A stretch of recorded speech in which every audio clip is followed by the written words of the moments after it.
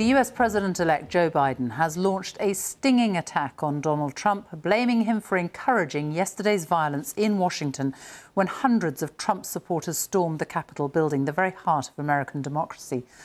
Joe Biden called it one of the darkest days in US history and said it was the culmination of 4 years of attacks by Mr. Trump on democracy, on justice and on the press. Leading Republicans have distanced themselves from the president, who has not condemned the rioters. And now there are growing calls for President Trump to be removed from office with just 13 days to go before the end of his term. Our North America editor Jon Sopel is at the White House for us now. Jon. Sophie, Donald Trump has always been able to act with impunity. But even he discovered there are some lines that he cannot cross.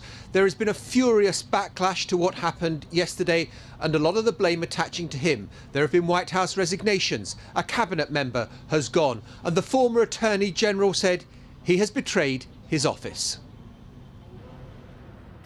They can clean, they can repaint and put papers back in filing cabinets. They can easily spruce the place up. But none of it will remove the stain on American democracy. The Trump-supporting, Trump-inspired rioters in what's being described as an attempted insurrection have certainly left their mark. Who's out? The mob that descended on the Capitol building probably couldn't believe how easy their task was. Outer security cordons crumbled. The thin blue line turned out to be painfully so. And if you want one image to highlight the inadequacy of the police response, just look at this officer endlessly retreating one staircase at a time.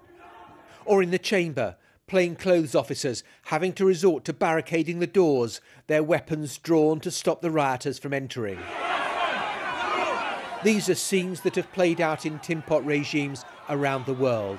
But in America, this beacon of democracy, this protester, Ashley Babbitt, was killed, a military veteran who'd served her country in Afghanistan and Iraq, only to die from a single gunshot wound fired in the hall of the House of Representatives. Business resumed last night. Joe Biden certified as the next president. The current vice president condemning the mob in a way that Donald Trump couldn't bring himself to. To those who wreaked havoc in our capital today, you did not win. Violence never wins. Freedom wins. And this is still the people's house. And today the president-elect made clear who he held responsible for last night's events. The past 4 years we've had a president who's made his contempt for our democracy, our Constitution, the rule of law clear in everything he has done. And yesterday was but the culmination of that unrelenting attack. Oh, there we go. But why was security so lax? It's not as though anyone was caught unaware. This overwhelmingly white crowd was treated with kid gloves. Police seemingly posing for selfies with the protesters. But this is what Washington looked like last summer when Black Lives Matter protesters came to the Capitol after the death of George Floyd. The difference couldn't be more striking. And then there's the role of the president himself in inciting this coup attempt. We're going to walk down to the Capitol. That seemed to appall those who've stood by the president. Rumours swirled that his fellow cabinet members might try to invoke the 25th Amendment and forcibly remove him from office. Maybe in response to that threat, Donald Trump finally, through an aide, issued this statement in the middle of the night. Even though I totally disagree with the outcome of the election and the facts bear me out, nevertheless, there'll be an orderly transition on January the 20th. Donald Trump couldn't tweet it out because his account had been suspended, and today Facebook announced that it was indefinitely blocking his account, a hugely significant move. And the Democratic Speaker of the House, Nancy Pelosi, whose office was yesterday occupied by this protester, is upping the pressure. I joined the Senate Democratic leader in calling on the Vice President to remove this president by immediately invoking the 25th Amendment. If the Vice President and the Cabinet do not act, the Congress may be prepared to move forward with impeachment. 4 years ago at his inauguration on the steps of the Capitol, Donald Trump promised that the American carnage, as he called it, would end right here, right now. But last night, this is what his legacy looked like. Jon Sopel, BBC News, Washington. Well, the apparent ease with which Trump supporters were able to storm Congress has raised serious questions about security in Washington. Our correspondent Aleem Maqbool has been speaking to some of those caught up in the chaos last night. No remorse, no guilt, no regrets. Those who travelled to Washington from across the country to protest are today sightseeing.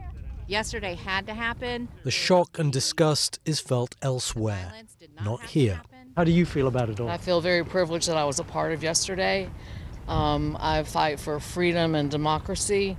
Even with everything that happened? Yes, even with everything that happened. We had the greatest president in our lifetime doing everything he could do, sacrificing his golden years to make this country what it should be and what it always has been. He sacrificed so much, and that's why you've seen so many people here. They realize that. We are in. In those fateful hours, they'd been incited to march on the Capitol by Donald Trump. Those who forced their way into the building, believing they had the right to overturn the election result. That is just not how things are done in this country. Right. Lawlessness, storming buildings even, and that's what's happened today. This nation wasn't founded on civility. This nation was founded on revolutionary activity.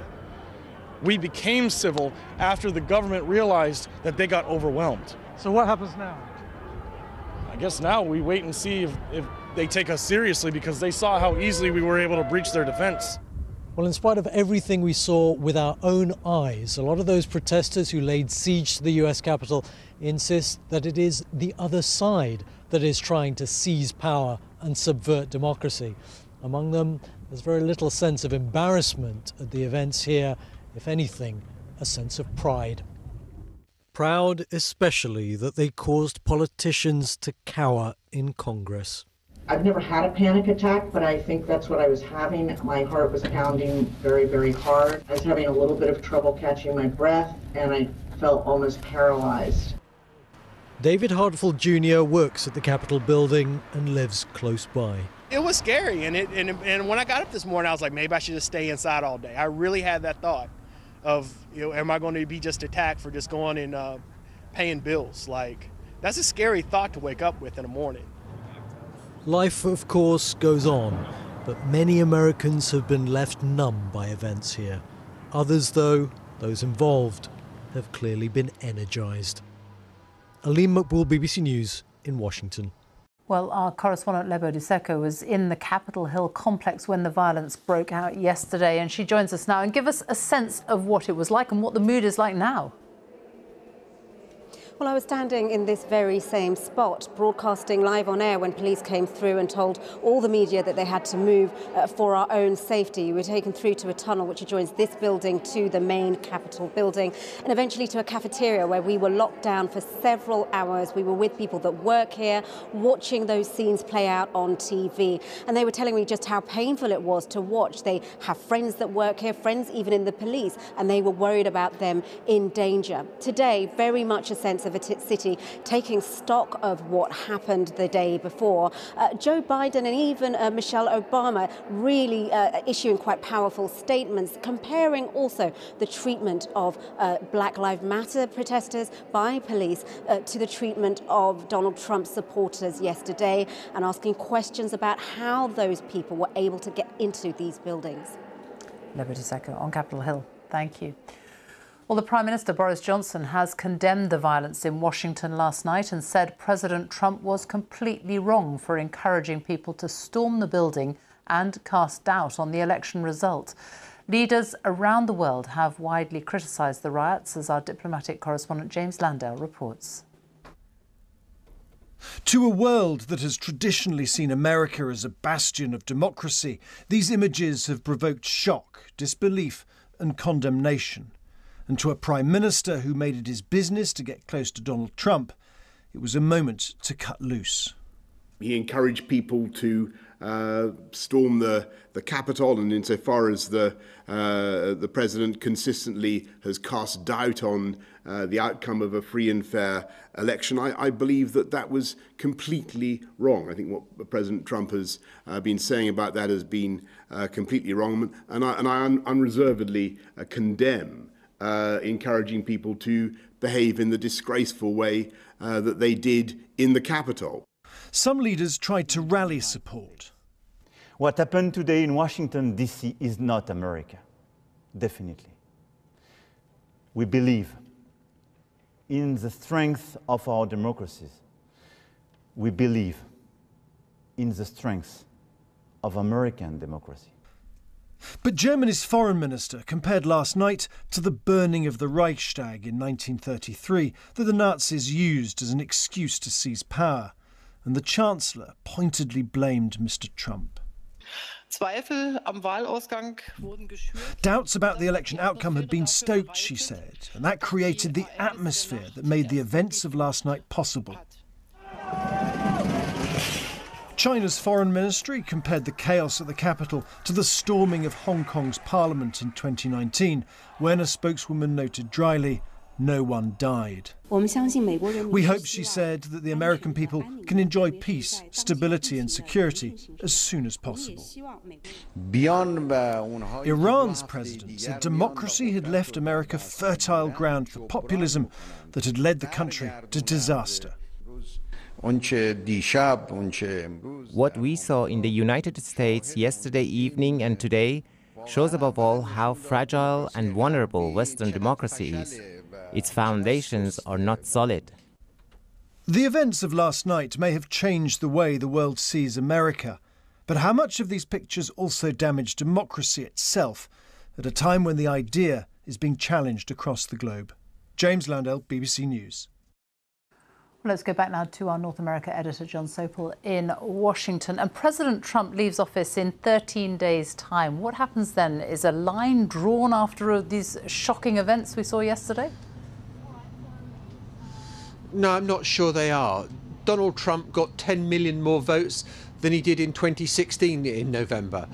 There are millions of Trump supporters who probably are applauding what happened yesterday, and the sense that I have in Washington is that people are unrepentant, and it's like people are talking two different languages. If you hate Donald Trump, you think the election was fair and reasonable and everything unfolded in a proper manner, and if you're one of the Trump supporters who on social media and in this ecosystem all you're getting is a diet of fraud and lies and deceit and rigged voting machines, then you don't believe it. And when we spoke earlier, Sophie, I was being heckled by some Trump supporters. I tried to engage with them after we'd done our live, and I said, look, but the Attorney General has said it was safe, the head of cybersecurity said it was safe, the judges have said it was safe, appointed by Donald Trump, Republican lawmakers have said it was safe, and they see that as part of the conspiracy that is trying to rob them and pull the wool over their eyes. And I think getting people to calm down will be Joe Biden's biggest task when he becomes president. Whether he tries to take action against Donald Trump or let him go off into the sunset quietly, which I'm sure is the Democrats' dream, would be their preference. But will it happen? Jon Sopel at the White House, thank you.